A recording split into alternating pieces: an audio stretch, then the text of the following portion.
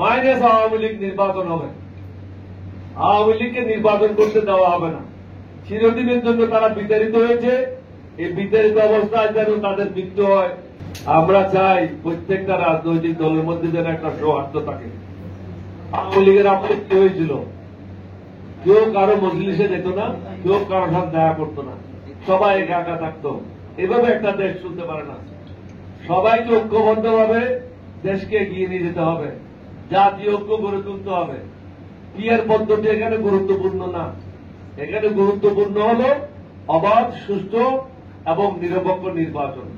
জামায়াত ইসলামের লোকেরা সবাই শিক্ষিত এবং শত শত ডক্টরেট ডিগ্রি হোল্ডার আছে। তাদেরকে আমরা অনুরোধ করব অযথা সমস্যা সৃষ্টি না করে সকলের সাথে মিলে এগিয়ে যাওয়ার জন্য। জনগণকে নির্বাচনমুখী করার দায়িত্ব হল রাজনৈতিক দলগুলির। আমরা সেই কাজটাই করব। ন্যূনতম সংস্কার ছাড়া নির্বাচন সঠিক হবে না।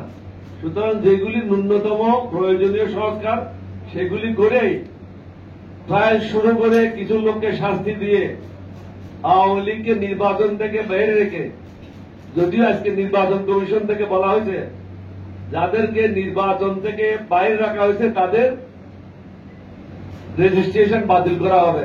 আমরা তাদেরকে ধন্যবাদ জানাই। রেজিস্ট্রেশন অবশ্যই বাতিল করতে হবে।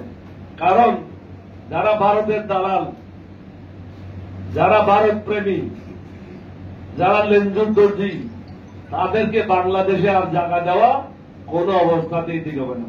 তারা এই দেশের লোক না, তারা ভারতের লোক, তারা ভারতেই পলাইছেন।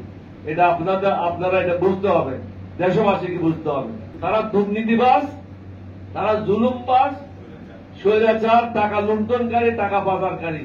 সুতরাং তারা দেশ থেকে পলাইছে।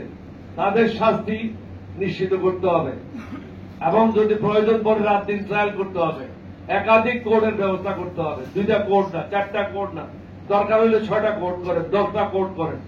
কিন্তু এই দুর্নীতিবাজ এবং স্বৈরাচারকে শাস্তির আওতায় নিয়ে আসতে হবে।